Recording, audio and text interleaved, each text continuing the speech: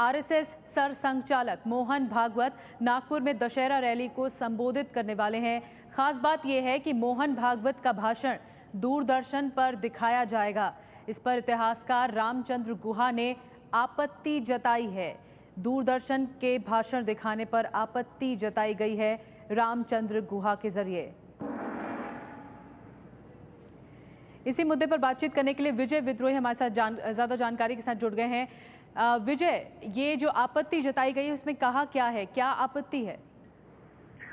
देखिए, कुल मिलाकर रामचंद्र गुहा का ये कहना है कि जो बहुसंख्यकों की जो राजनीति है उसको इस ढंग से प्रोजेक्ट उस ढंग से नहीं किया जा सकता। उनका कहना है कि आरएसएस एक तरह से एक हिंदुओं का एक धार्मिक संस्करण जैसी उन्होंने बात की है, उस रूप में उसको देखा जाता है, ना कि उसको एक सांस्कृतिक संगठन के रूप में देखा जाता है। और ऐसे में संघ प्रमुख के भाषण का सरकारी टेलीविजन की तरफ से लाइव प्रसारण करना उनकी नजर में ठीक नहीं है। उनका कहना है कि जैसे कहीं मस्जिदों में कोई इमाम साहब या कोई इस तरह का कोई भाषण दे रहा हो, जब उसको अगर कोई लाइव नहीं काटा जाता तो फिर ऐसे में आरएसएस प्रमुख के भाषण को विजयदशमी के मौके पर जो हो रहा है उसको लाइव काटने का क्या औचित्य है, और इसको गलत ठहराया है रामचंद्र गुहा ने। क्या विजय सिर्फ रामचंद्र गुहा ही हैं जो आपत्ति जता रहे हैं, या फिर विरोध की आवाजें कहीं और से भी मुखर हो रही हैं? देखिए, अभी प्रसारण शुरू होने वाला है और अभी इस तरह की और बातें तो सामने नहीं आई हैं, लेकिन कुल मिलाकर एक बहस का मुद्दा जरूर हो गया है। विजयदशमी पर हर साल संघ के प्रमुख नागपुर में अपना एक प्रमुख भाषण देते हैं और शस्त्र पूजा भी होती है उससे पहले, और उसमें एक दो कुछ प्रमुख विद्वानों को जो अलग अलग फील्ड के होते हैं, कभी कभी उन्हें बुलाया भी जाता है कि जो कि संघ की विचारधारा के समर्थक होते हैं। इस तरह का जो कार्यक्रम होता है इसको जो निजी टेलीविजन चैनल हैं वो अपनी सुविधा अनुसार लाइव दिखाते भी रहे हैं, नहीं भी दिखाते रहे हैं, लेकिन दूरदर्शन जब तक कांग्रेस की सरकार रही पिछले 10 साल से, दूरदर्शन ने कभी भी इसको लाइव नहीं दिखाया है। और जहां तक मुझे याद आता है कि इससे पहले जब एनडीए की सरकार थी तब भी जहां तक मुझे याद आता है कि इस तरह का कोई सजीव प्रसारण नहीं हुआ था। अब अचानक दूरदर्शन का सक्रिय होना, जागना, उस प्रसारण से पहले भी अब एक डिस्कशन दिखाना चैनल पे, अपने पैनल पर कुछ लोगों को बैठाकर उसके बारे में बात करना, कहीं ना कहीं इन चीजों को लेकर कुछ लोग सवाल जरूर उठा सकते हैं। लेकिन बड़ा सवाल यह है कि जब निजी चैनल दिखा सकते हैं तो फिर दूरदर्शन दिखाए तो इसमें किसी को क्या ऐतराज होना चाहिए, या फिर संघ प्रमुख अपने भाषण में ऐसा क्या बोल देते हैं जो संविधान के खिलाफ होता है, जो मर्यादा के खिलाफ होता है, जो धर्मनिरपेक्षता के खिलाफ होता है। तो ये इस तरह के जो चीजें हैं कि अगर ऐसा कुछ नहीं है उनके भाषण में, वो अखंड भारत की जैसा बात करते हैं, तो फिर उसको दिखाए जाने में दूरदर्शन दिखाए और निजी चैनल भी दिखाएं, या निजी चैनल दिखाएं और दूरदर्शन नहीं दिखाएं, ये बहस इस रूप में कम से कम अब सामने आ सकती है। बिल्कुल विजय, अब ये एक बहस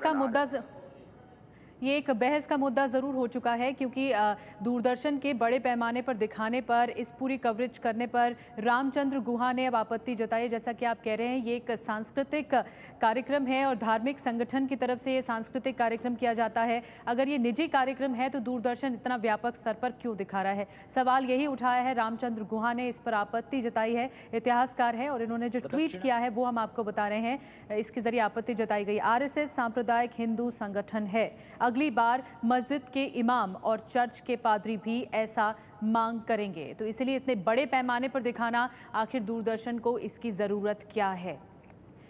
जो इस पूरी बात का लबोलुआब यही है कि रामचंद्र गुहा इस बात पर आपत्ति जता रहे हैं, इस बात पर विरोध जता रहे हैं कि आखिर क्यों दूरदर्शन इतने बड़े पैमाने पर दिखा रहे हैं। सरिता कौशिक हमारे साथ जुड़ी हैं, उनसे बात करते हैं। सरिता, अब वहां पर नागपुर में कुछ ही देर में आरएसएस प्रमुख मोहन भागवत भी अपनी स्पीच देने वाले हैं। ऐसे में ये मुद्दा काफी विवादास्पद हो सकता है कि अगर इस पर विवाद खड़ा हुआ है, रामचंद्र गुहा जैसे कि आपत्ति उठा रहे हैं, अभी क्या हो रहा है वहां पर? अभी यहाँ पर बस कुछ ही मिनटों में सरसंघ चालक मोहन भागवत का भाषण शुरू हो जाएगा। सुबह से यहाँ पर अलग अलग कार्यक्रम शुरू है। फिलहाल जैसे वैयक्तिक गीत कहा जाता है संघ में, वो शुरू है। इस कार्यक्रम के लिए स्वयंसेवक तो आते ही हैं, लेकिन हर साल आरएसएस किसी न किसी एक आदमी को चीफ गेस्ट के तौर पर बुलाते हैं और साथ ही में अलग अलग समुदाय के लोगों को अपने से इस कार्यक्रम में जोड़ने का प्रयास भी करते हैं। ये चाहते हैं कि संघ क्या काम करता है या क्या करता है, ये अलग अलग समुदाय के लोग देखें और ऐसे में ही इस बार भी कई और भले ही संघ को एक हिंदू संगठन माना गया हो, लेकिन इस बार भी कई और धर्मों के लोगों को यहाँ पर विशेष अतिथि के रूप में बुलाया गया है। वो लोग भी यहाँ पर अभी मौजूद है। उनके लिए एक स्पेशल पैविलियन बनाया गया है जहाँ पर विशेष अतिथियों के साथ में वो बैठे हुए हैं। और यहाँ पर हर साल की तरह अभी भी पूरी मीडिया देश से आई हुई है और इसका व्यापक कवरेज वैसे भी हो रहा है, लेकिन जी हाँ, यहाँ पर दूरदर्शन का भी कवरेज जो है वो व्यापक तौर पर हो रहा है। सरिता, वैसे भी देखने को मिलता है कि हर साल इसका कवरेज होता है, हर मीडिया चैनल दिखाता भी है और एबीपी न्यूज़ भी हर साल इस कवरेज को दिखाता आया है। मोहन भागवत कुछ देर में बोलने वाले हैं, आगे भी हम मोहन भागवत की स्पीच दिखाएंगे। पहले भी एबीपी न्यूज़ ने मोहन भागवत ने जब कहा है और विजयदशमी की रैली, जो कि इतिहास में ये एक रिकॉर्ड है कि आरएसएस की तरफ से हर साल की जाती है, शस्त्रों की पूजा का उत्सव मनाया जाता है और विजयदशमी की रैली की जाती है। एबीपी न्यूज़ दिखाता आया है और आज भी दिखाएगा। कुछ देर में हाजिर होंगे इसी भाषण के साथ जो कि मोहन भागवत कुछ देर में बोलने वाले हैं।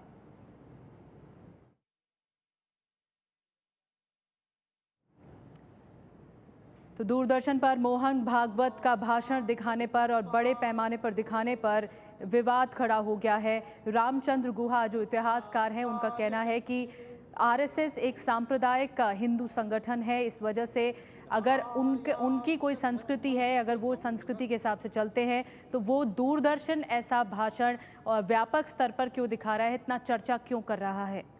जैसा कि आप ट्वीट देख रहे हैं, उन्होंने ट्वीट किया है, आरएसएस सांप्रदायिक हिंदू संगठन है, अगली बार मस्जिद के इमाम और चर्च के पादरी भी ऐसी मांग करेंगे।